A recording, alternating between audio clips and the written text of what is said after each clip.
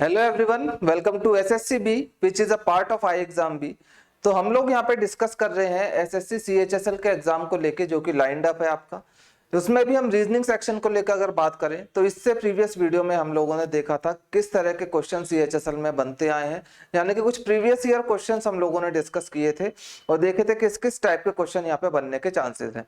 तो उसी को ही आज हम कंटिन्यू करते हैं, देखते हैं और किस टाइप के क्वेश्चन आपको देखने को मिले थे और किस किस टाइप के क्वेश्चन की आपको प्रैक्टिस करनी है आपके आने वाले एग्जाम के लिए। ठीक है, तो वीडियो को एंड तक जरूर देखिएगा। तो चलिए स्टार्ट करते हैं आज के पहले क्वेश्चन के साथ। ये हमारा आज का पहला क्वेश्चन। इसमें क्या हमसे पूछा गया है, select the option that represent the correct order of the given words as they would appear in English dictionary. Hindi वाले बच्चे यहाँ से पढ़ सकते हैं इसकी डायरेक्शंस। यहाँ पे क्या बोला गया है, ये हमको 5 वर्ड्स यहाँ पे दिए गए हैं, इनको हमको इस तरह से अरेंज करना है जैसे कि हमको वो इंग्लिश डिक्शनरी में हमको दिखेंगे। ठीक है, अगर हम डिक्शनरी ओपन करें तो जितने ये वर्ड लिखे हैं तो सबसे पहले हमको कौन सा वर्ड यहाँ पे मिलेगा देखने को, उसके बाद कौन सा मिलेगा डिक्शनरी के अनुसार वो हमको यहाँ पे बताना है और इन 4 ऑप्शन में से हमको वो पैटर्न पहचानना है किस तरह से वो अरेंज होंगे। ठीक है, तो चलिए यहाँ पे देखते हैं। सबसे पहले अगर देखें तो एस ओ सब में एस और ओ सब में पांचों जो वर्ड है सब में कॉमन है। तो उसके बाद हम देखते हैं एस ओ यू, यू बाद में आएगा। ओके ठीक है, एस ओ आर, यू से पहले आता है आर, तो यानी कि पहला वाला जो ऑप्शन है ये इस वाले के बाद आएगा। लेकिन और भी हम चेक कर लेते हैं। तो सबसे पहला जो आने वाला वर्ड हमको दिख रहा है वो आ रहा है एस ओ ए, यानी कि जो 4th नंबर वाला वर्ड है हमारा सोकिंग, वो हमारा सबसे पहले आएगा इंग्लिश डिक्शनरी के अकॉर्डिंग। इसका मतलब अगर हम ऑप्शन में देखें तो 4 से जो स्टार्ट होने वाला ऑप्शन है वो ही हमारा आंसर हो सकता है।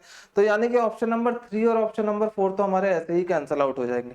ठीक है, इसके बाद अगर हम देखें एस ओ ए आ गया पहले, उसके बाद देखें एस ओ एम आएगा उसके बाद। ठीक है, क्योंकि यू बी एम के बाद आता है, आर बी एम के बाद आता है। तो यानी कि जो 5th पे जो वर्ड है समवेयर, ये आ जाएगा 4 के बाद।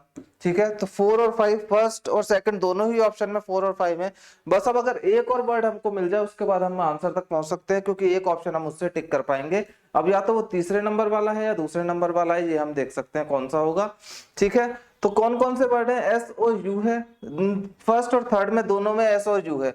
उससे पहले क्या आता है हमारा, यू से पहले आता है हमारा आर, यानी कि जो सेकंड नंबर पे वर्ड लिखा हुआ है सौरो, ये सोलफुल और सोर्स से पहले आएगा। इसका मतलब 4, 5 और 2 ये हमारा अरेंजमेंट रहने वाला है जो कि हमको दिख रहा है ऑप्शन नंबर 2 में। यानी ऑप्शन नंबर 2 हमारा इसका आंसर हो जाएगा। आगे इसको चेक करने की नीड नहीं है क्योंकि ऑप्शन के हिसाब से यही हमारा इसका आंसर बन रहा है।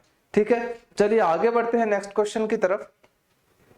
ये आ जाता है हमारा कोडिंग एंड डिकोडिंग से, जिसमें कि लेटर टू नंबर कोडिंग की गई है। ठीक है, in a certain code language rain is written as this 182915। अब ये जो वर्ड रेन है इसको इन्होंने कोड करके इस नंबर के रूप में लिख दिया है। ठीक है, सिमिलरली ये जो सन लिखा है इसको इन्होंने इस नंबर के रूप में कन्वर्ट कर दिया है। अब इन दोनों में जो कन्वर्जन में जो पैटर्न हमने फॉलो किया है वो ही हमको इस जो वर्ड है मून, इसमें हमको लगाना है और देखना है किस तरह से वो कोड होके निकलेगा। ठीक है, चलिए पहले इसका पहचानते हैं इसमें क्या पैटर्न लग रहा है। तो यहाँ पे देखिए RAIN और कोड क्या है इसका 182915। ठीक है, अगर यहाँ पे हम ध्यान से देखें तो अगर R की हम रैंक या फिर प्लेस वैल्यू देखें तो R की रैंक 18 ही होती है, तो वो हमने एज इट इज लिख दी। ठीक है, लेकिन A की प्लेस वैल्यू होती है 1, लेकिन यहाँ पे लिखा गया है 2। I की प्लेस वैल्यू 9 होती है, ये एज इट इज लिखी है। N की प्लेस वैल्यू होती है 14 और यहाँ पे लिखा गया है 15। यानी कि हमने क्या देखा कि पहला लेटर छोड़ने के बाद जो नेक्स्ट लेटर है उसकी जो प्लेस वैल्यू है उसमें हमने क्या ऐड कर दिया, 1 ऐड कर दिया। उसके बाद एक और लेटर छोड़ देंगे तीसरे नंबर वाला, उसके बाद जो अगेन 4th पे आएगा उसमें हम जो उसकी प्लेस वैल्यू है उसमें 1 ऐड करके हम यहाँ पे लिख देंगे। जैसे A की रैंक क्या होती है या प्लेस वैल्यू 1 होती है, तो इसमें 1 ऐड करा तो यहाँ पे क्या आ गया 2। N की 14 होती है, इसमें 1 ऐड करा तो यहाँ पे आ गया 15। तो ये हमको पैटर्न मिला हमको पहले वर्ड में। अब इसका कंफर्मेशन करने के लिए हम चेक करेंगे दूसरे में क्या सेम पैटर्न हमारा इसमें लग रहा है। अगर लग रहा है तो हमारा यहाँ पे मून में जो लगेगा वही हम पैटर्न यहाँ पे लगा के उसका आंसर को निकाल देंगे। ठीक है, तो एस के यहाँ पे क्या दिया हुआ है 192214, ये हमको कोड दिया हुआ है। ठीक है, एस की रैंक क्या होती है 19 होती है, बिल्कुल ठीक लिखा हुआ है। एन की रैंक क्या होती है 14 होती है, बिल्कुल ठीक लिखा हुआ है। यू की रैंक होती है 21, लेकिन यहाँ पे लिखा हुआ है 22, यानी कि इसमें ऐड कर दिया इन्होंने 1, यानी कि पहला लेटर छोड़ के जो सेकंड वाला लेटर है उसमें हमको ऐड करना है 1, ऐसे ही तीसरा छोड़ के फोर्थ वाला जो है उसमें ऐड करना है 1। तो इस तरह से अगर हम मून का देखें क्या कोड रहने वाला है, तो मून के लिए हमारा कोड हो जाएगा क्या, इसकी रैंक एज इट इज रहेगी, यानी कि ये 13 रहेगा, ठीक है। ओ की रैंक एज इट इज रहेगी, ये हो जाएगा 15। अब बाकी जो बचे हुए हैं उनमें हम उनकी रैंक में हम 1 ऐड करके लिख देंगे। ओ की 15 होती है, 15 प्लस 1 यहाँ क्या हो जाएगा 16, और यहाँ एन की 14 होती है तो यहाँ आ जाएगा 15। तो यानी कि 1 3 1 6 1 5 1 5 ये हमारा आंसर हो जाएगा, जो कि है ऑप्शन नंबर 2, ठीक है। चलिए आगे बढ़ते हैं। ये आ जाता है आपकी इमेज बेस, इसमें हमको क्या करना है, इस इमेज को हमको कंप्लीट करना है। ये हमको 4 ऑप्शन है, कौन से ऑप्शन जो ऐसा है जो इस इमेज को कंप्लीट कर पाएगा। अब अगर पहला ऑप्शन देखें तो पहला ऑप्शन अगर हम इसको पूरा का पूरा अगर ऐसे हो जाता है ये, लेकिन ये पूरा बना तो देगा, लेकिन ये वाली जो एक्स्ट्रा लाइन है इसकी वजह से ये ऑप्शन यहाँ पे मैच नहीं करेगा, क्योंकि अगर एक्स्ट्रा लाइन दी हुई है तो इस तरह से ऐसे कट कर देगा इसको, जो कि यहाँ पे ठीक नहीं है, तो ये ऑप्शन हमारा नहीं होगा, ठीक है। थर्ड ऑप्शन को देखें, थर्ड ऑप्शन को बाहर वाला सर्कल कंप्लीट करने के लिए कोई सर्कल नहीं है, तो ये भी और नहीं होगा। और फोर्थ ऑप्शन में देखें तो ये 2-3 एक्स्ट्रा लाइन इसमें जुड़ी हुई हैं, ये भी यहाँ पे नहीं होंगी। इसका मतलब बचा हुआ ऑप्शन नंबर 2 हमारा क्या हो जाएगा, आंसर हो जाएगा, क्योंकि यही हमको एक ऐसी फिगर दिख रही है जो पैटर्न को यहाँ पे कंप्लीट कर रही है, ठीक है। तो ऑप्शन नंबर 2 हमारा इसका आंसर हो जाएगा। Next question, in a certain code language, दोबारा से कोडिंग एंड डिकोडिंग का क्वेश्चन है ये। In a certain code language, ARE is coded as 87। ARE को इन्होंने क्या कर दिया, कोड करके 87 लिख दिया है, ठीक है। अब किस उससे लिखा है प्रोसेस से, वो हमको यहाँ पे पहचानना है। And NOT is coded as 4197। NOT को इन्होंने कोड कर दिया किससे, 4197 से, ठीक है। तो सेम कोडिंग हमको अपनानी है और क्या बताना है, CAT में क्या हमारा कोड निकल के आने वाला है, तो CAT के लिए हमको बताना है, ठीक है। तो यहाँ पे अगर हम देखें ये 87 और ये 4197 किस तरीके से आया है, ये हम देख लेते हैं। तो सबसे पहले अगर हम इनकी रैंक लिखें, ए की रैंक 1, आर की 18, और ये क्या हो जाता है, ई की 5।